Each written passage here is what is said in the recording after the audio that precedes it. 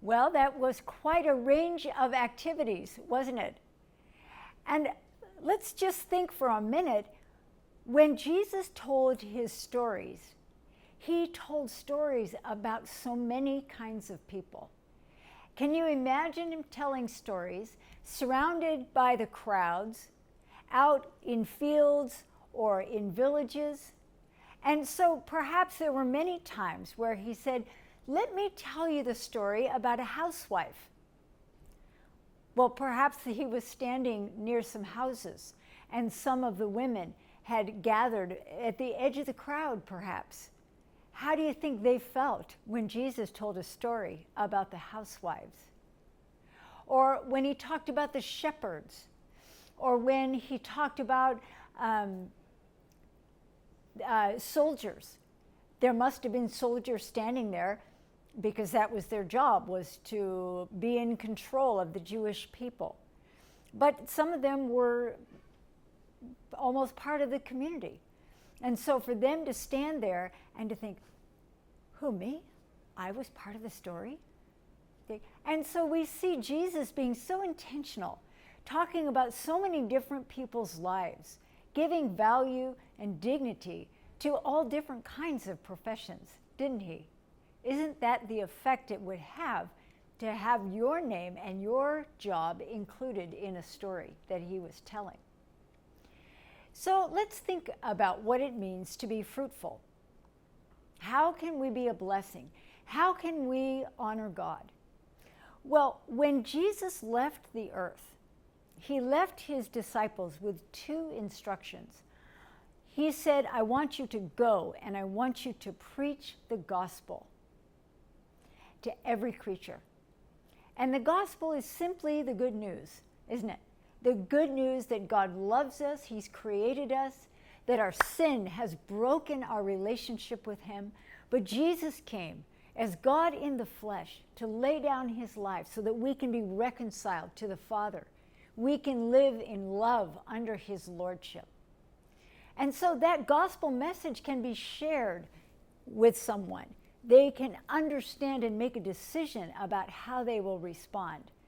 And so the church for 2,000 years has been working at that set of instructions that Jesus left the disciples with. He also said, I want you to disciple the nations, baptizing them, teaching them to do all that I've commanded you. Well, what does that mean? How do we know how to do that? Well, to baptize means to immerse, to surround with. So it's surrounding the nations, baptizing the nations. Discipleship means to form in someone, doesn't it? And so form them, teach them to obey, immerse them in my presence and in my truth. Well, how do we do that?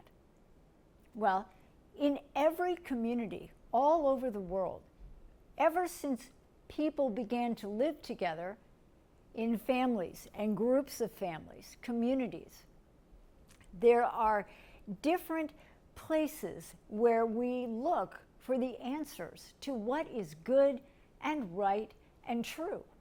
How do we know? Well, who's the first person we listen to? Our parents, our family, our grandparents. And whatever kind of a family, whoever's included in the family in your culture. That's the first place that we see by the way people act, what they value. We listen to the stories that they tell, the instructions that they give. And so we begin to get a very clear understanding of what's right and wrong, what's good and bad, what's valuable, what's true. But that isn't the only set of voices that we listen to. Every culture has some form of, let's see, I'm going to put up family. So one of the first sets of voices we listen to is our family. Now, every culture has some form of training young people, education. And oftentimes that's within the home following the trade that the father or the grandfather or the uncle has done. Sometimes it's learning from a neighbor. Sometimes it's going to a classroom where there's a teacher and there's desks. So every culture from the beginning of society, community, has had some form of instruction and education. And that's another place where young people learn what's right and wrong, true, valuable. I remember my own son. I'm from the United States, and we were living and taking a course in Nairobi, Kenya, in Africa. And all of our classmates were from all over the world. There were very few Americans there who spoke English as their first language. And so in the child care program, his teacher was Korean, and she spoke English with a very heavy Korean accent. And so our little son, who was 4 years old, began to speak English with a very heavy Korean accent.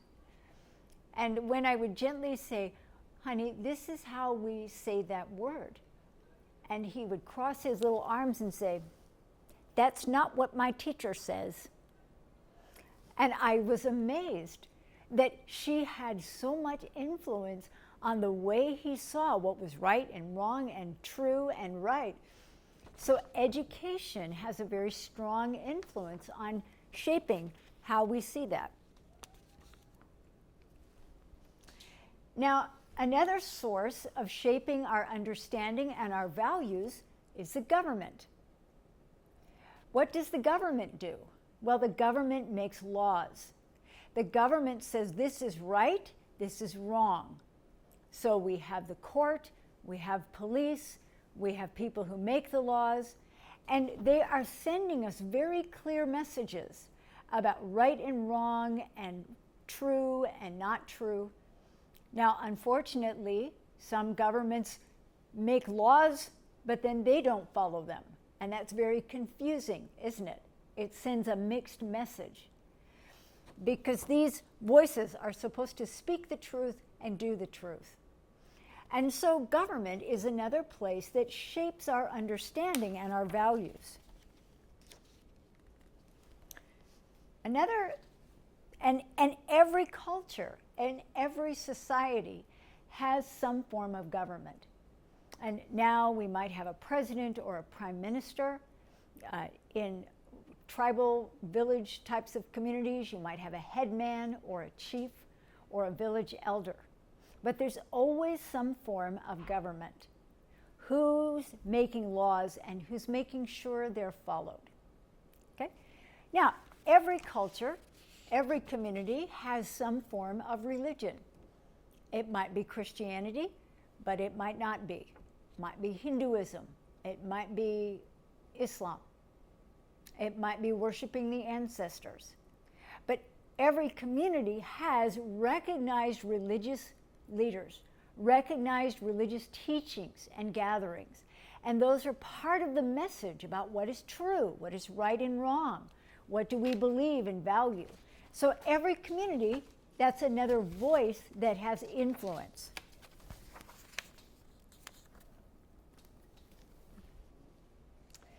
Now, another influence on us is what we call economics, which is the generating and distributing goods, wealth. So it's discovering something new, perhaps, producing things that people can use and buy, whether it's food or whether it's clothing, whether it's building a road. It's making things and selling them. So it's creating and distributing wealth. And it begins with creating the new ideas, the inventions, the discoveries. So all of this is economics. All of this has to do with business, buying and selling and trading. And every community has some kind of a system. Perhaps they use money, perhaps they just trade, perhaps there's an agreement where everyone works for the leader of the village and he distributes. Many different systems, but they are all part of helping us understand what's right and wrong. Follow the rules, and if you don't, that's cheating, that's stealing, that's lying. Okay? So what is blessed and honored, what is punished, the expectations and instructions that come through economics are another way of shaping our values and our beliefs.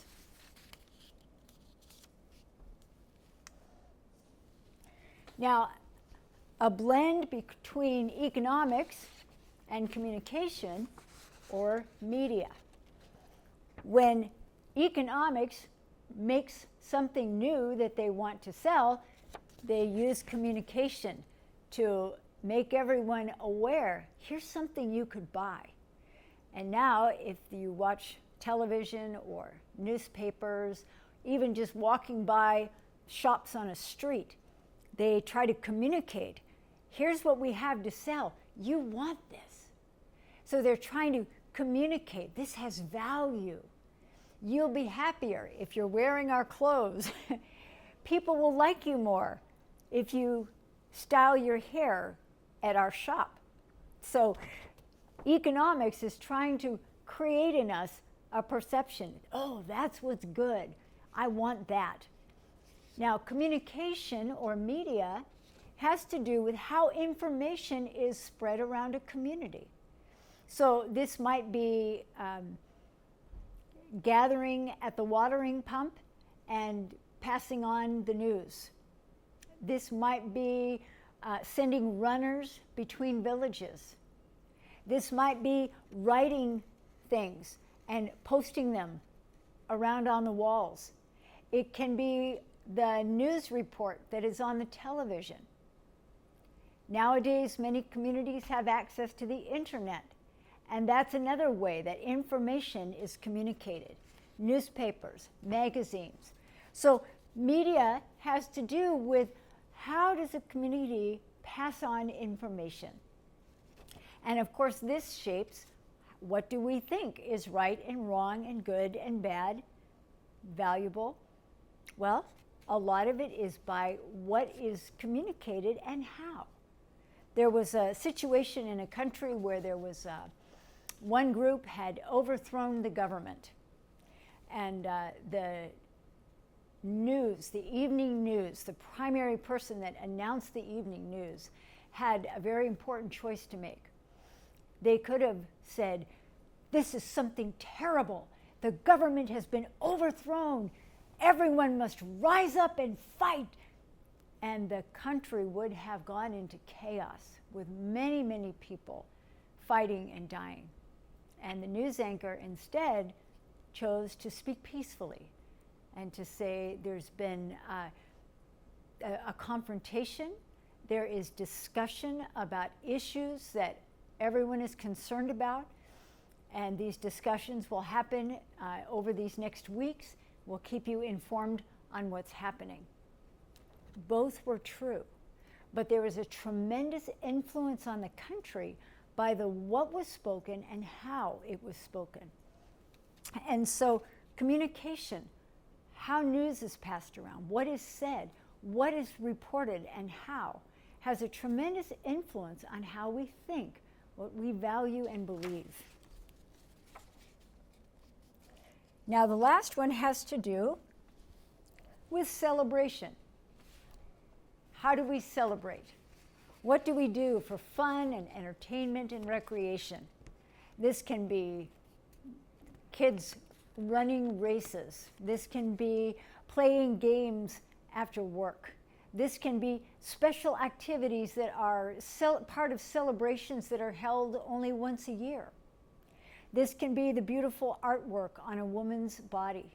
It can be the jewelry that's created or the earrings that are made, the clothing and the fabric, the way homes are decorated and designed.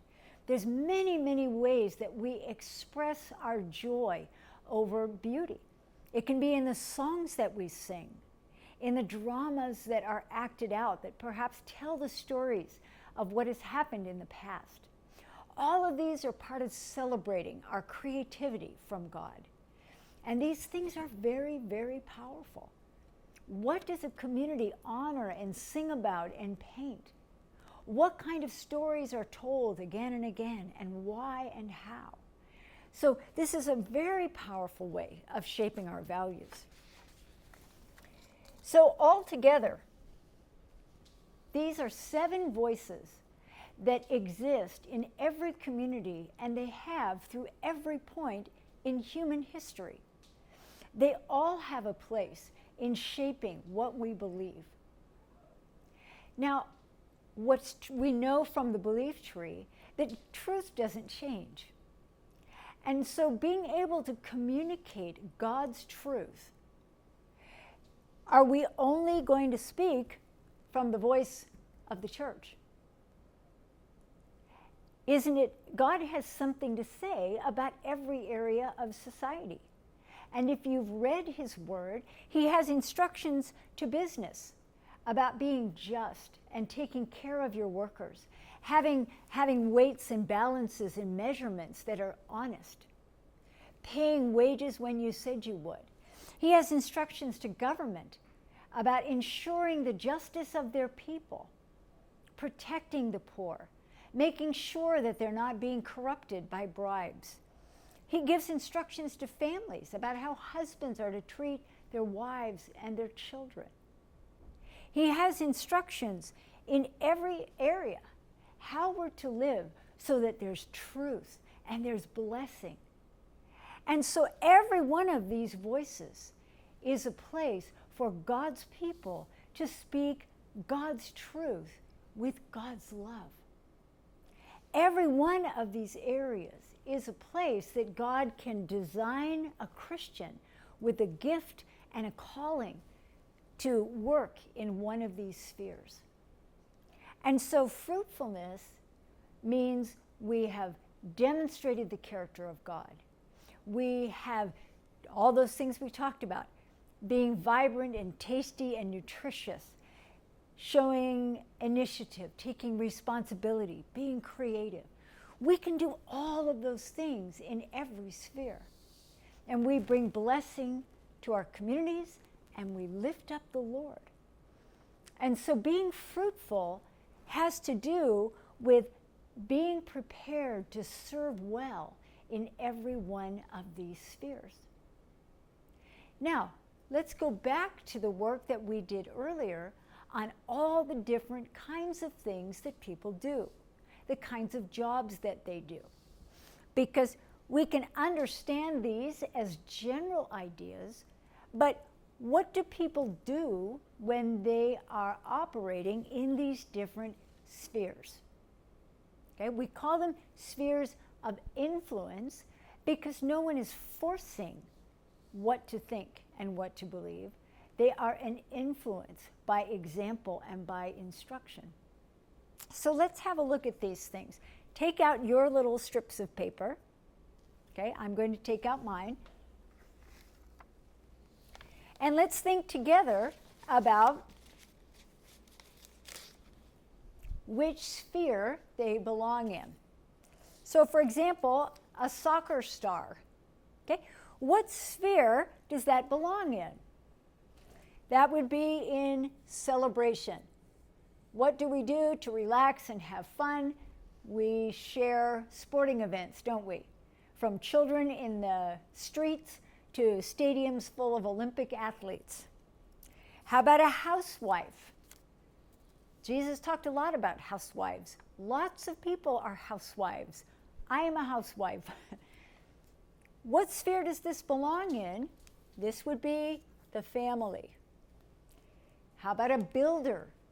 Someone who builds buildings. That would be in the economics area, wouldn't it? Creating a service, being paid for his work.